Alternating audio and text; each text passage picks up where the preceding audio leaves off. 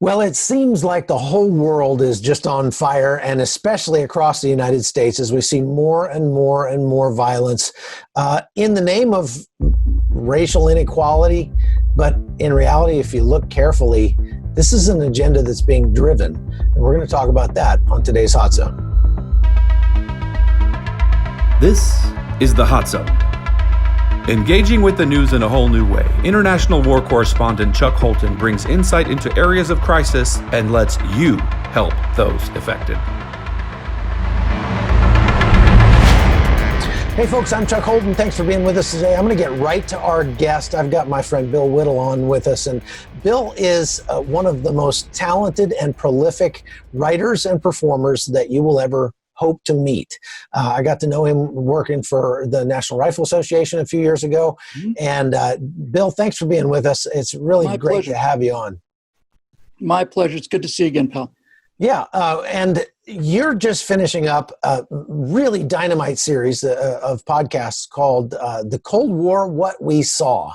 And I listened to them while we were out west over the last couple of weeks. Really fascinating stuff, especially since I'm old enough to remember most of those things that happened. But I never really understood how they all fit together. I remember the events happening, but I didn't understand the context, and that's what your podcast helped me. So I really recommend people go and listen to those podcasts. Thank you.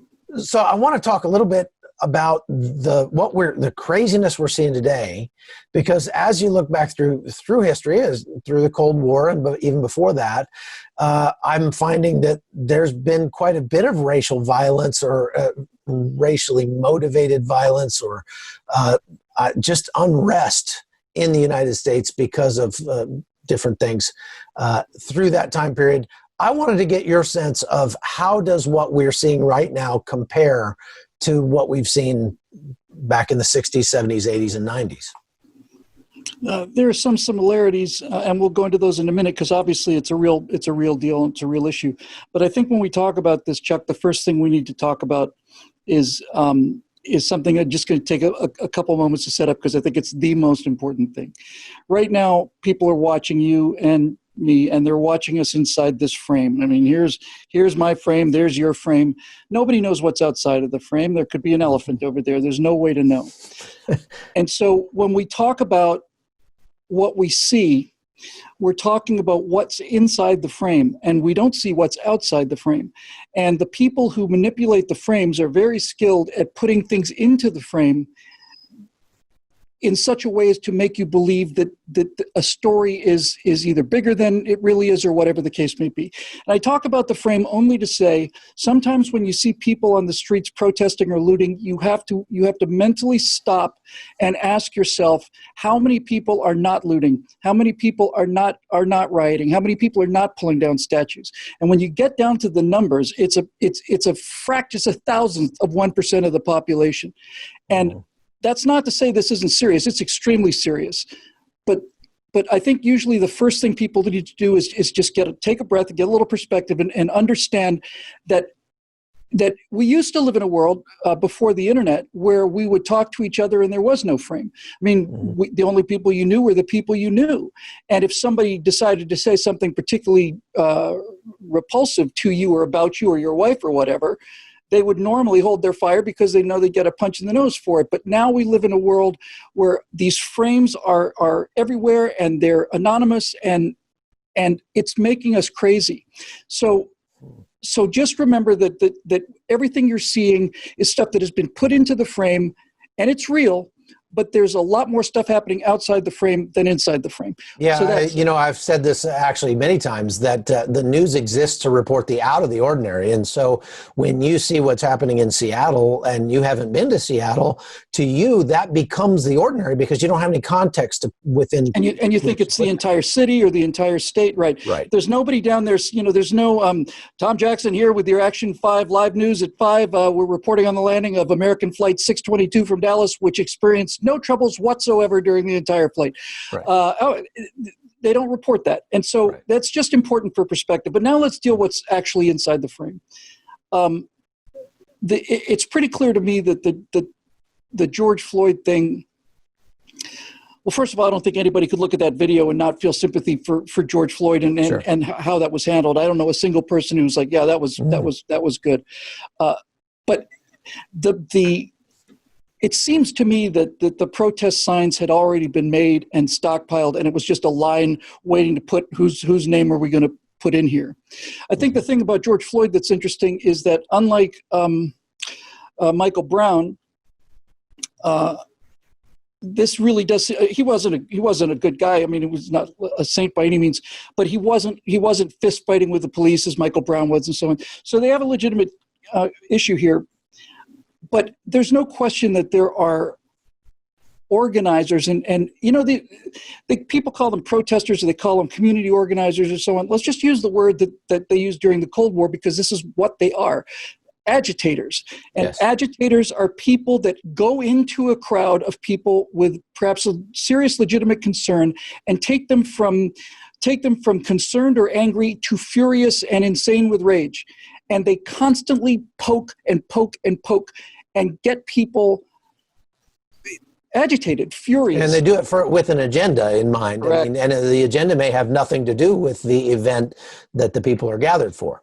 Right. And so what's interesting to me about the George Floyd protests is that the progressive left had two flukes, and the COVID-19 fluke just came out of nowhere. They thought it would be good for them. They thought really the only chance to beat Donald Trump is to trash the economy. Mm-hmm. So they used that for political reasons. And then a second thing happened inside the first thing. And there was a point there, Chuck, and everybody knows what that point is, where you have one potentially useful crisis within another potentially useful crisis. Here's the COVID crisis, here's the George Floyd crisis, mm-hmm. and these people have to make a decision. So they say, go out and protest. We told you to stay indoors. Don't go out under any circumstances, because if you do, you're just going to drop dead. But go out and protest for this. And when they do that, that tells you how seriously they take the COVID-19 thing, number one. And number two, it shows you that it's not about public safety. It's not about anything other than a political objective. And I think they have not only overplayed their hands, I think they have turned this country more conservative than I've ever seen it. That's my suspicion. So do you see anything similar to this in the past? I mean, we talked about the Michael Brown protests in 2014, Ferguson. There was obviously political overtones to that, but not like I'm seeing here. I don't know. No. You know, everybody looks at this like this is the progressives' ascendant. I look at it as like death struggle. I mean, they tried to inject their philosophy into people politically and in schools, and nobody wanted it. They tried to make schools a place where young men were basically told they're defective girls, and all of them are potential rapists, especially if you're white and Christian and so on, and made these young men so ashamed, so that what the young men do is they bow their heads and say, yeah, sorry, and then they go into the privacy of their apartment and fire up computer games, and the next thing you know, they're laying down suppressing fire, and they're shooting Nazis, and they're jumping out of airplanes, and all the things that young men want to do.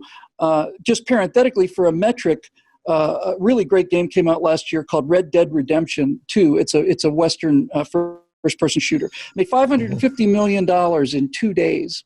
And it made $550 million in 2 days, Chuck, because it allowed young millennials to play cowboys and Indians. Mm-hmm. You see? So all of their values are being rejected. In fact, Star Wars, Star Trek destroyed those franchises. They're trying to rebuild them. And I think this is their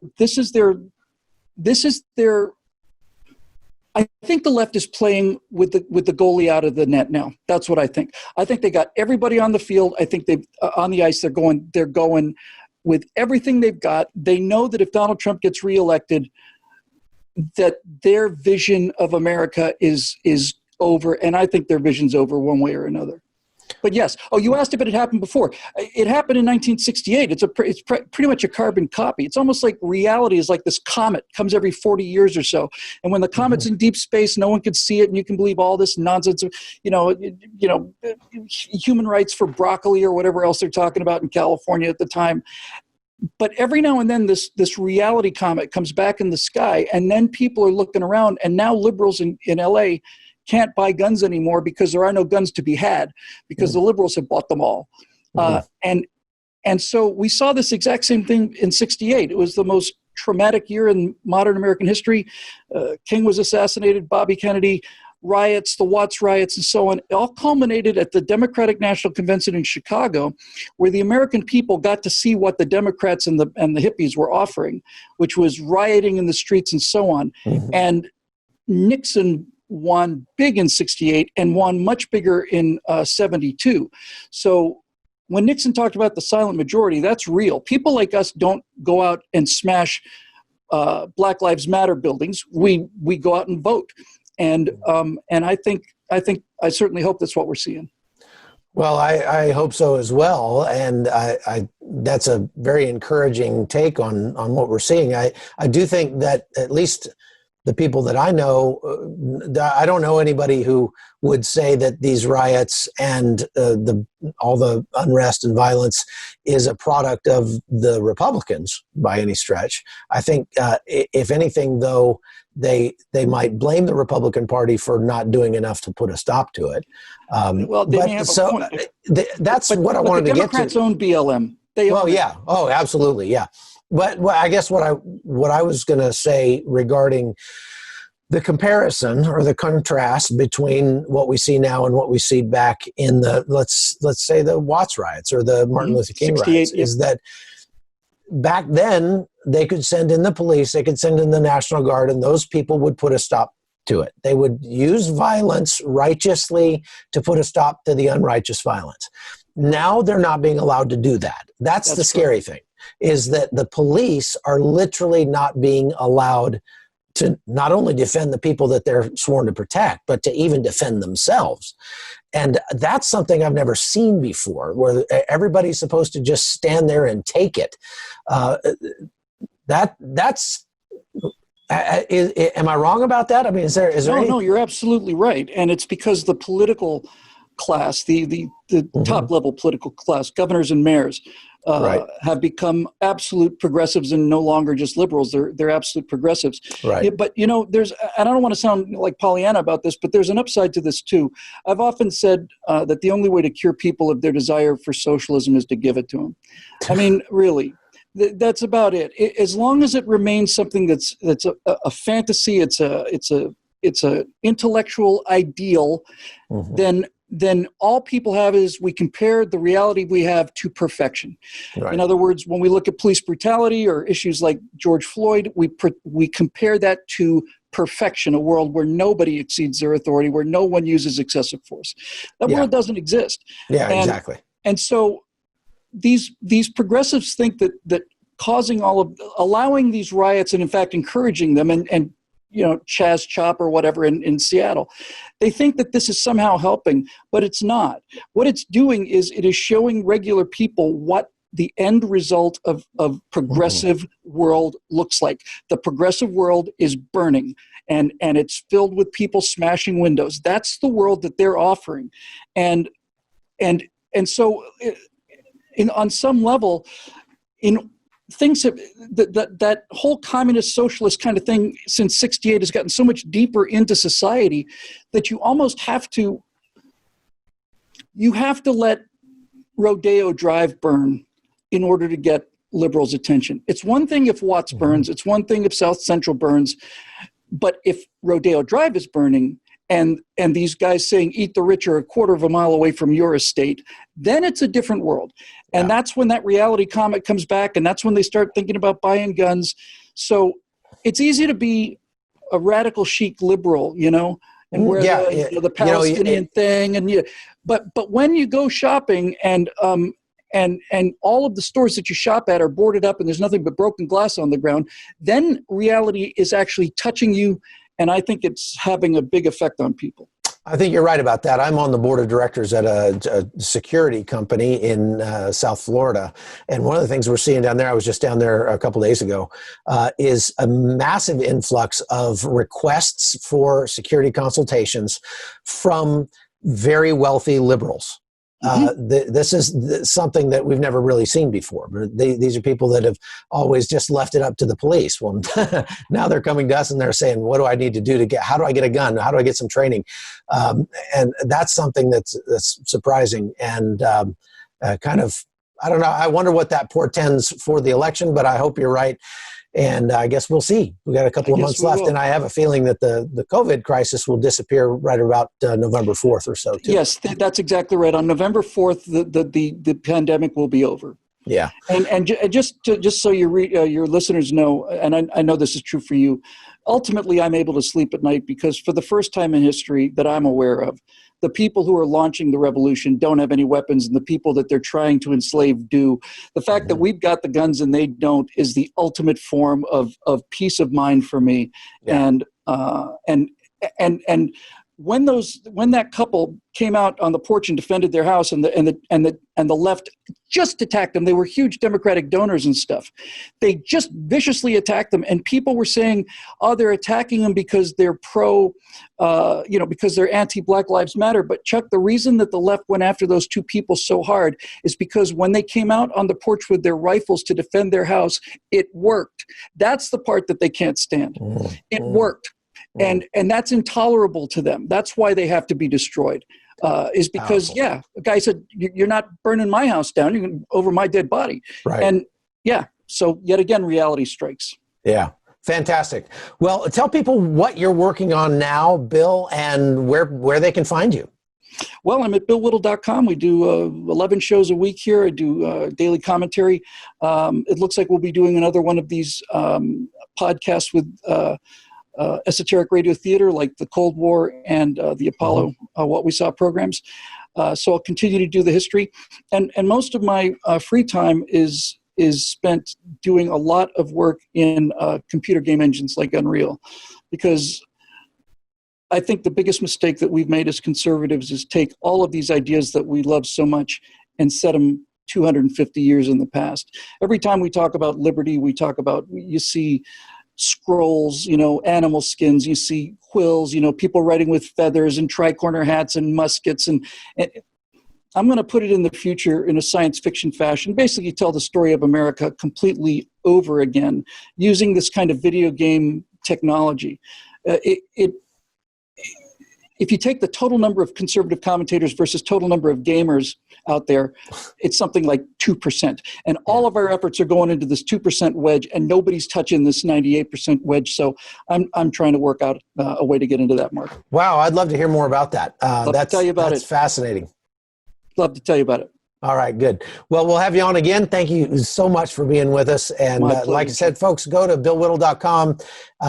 There's a whole lot of content there that you're going to want to listen to and watch and have your kids watch. I've literally sat my sons down and had them watch some of Bill's Afterburner videos because they are just awesome. They're so good. Thank you. So thanks for being with us, my friend, and I hope to get you on again soon. I'm looking forward to it, Chuck. You take care out there. All right, folks, that's all we got for the Hot Zone today.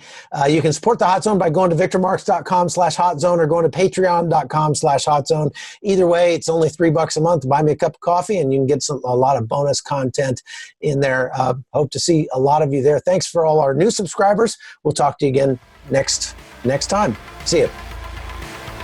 The Hot Zone is produced by Amy Holton and Livefire Media. Copyright 2019.